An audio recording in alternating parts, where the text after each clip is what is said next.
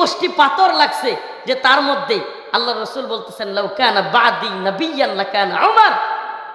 সুবহানাল্লাহি ওয়া বিহামদিহি। লাউ কানা বাদি নবিয়ান লাকানা উমর। আমার পরে কেউ যদি নবী হইতো সেটা হয়তো ওমর। সুবহানাল্লাহ সুবহানাল্লাহ। তো আমরা কাদের আদর্শ গ্রহণ করব? রসুলের এবং সাহাবায়ে কেরামের, তাই তো? এবার আসেন আরেকটা ঘটনা বলি।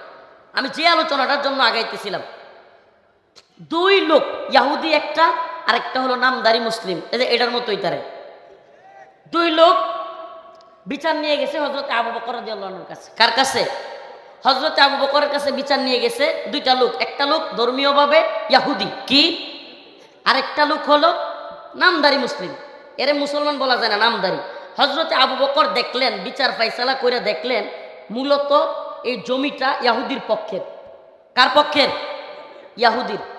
ইসলামের সৌন্দর্য হলো যদি অমুসলিমও হয়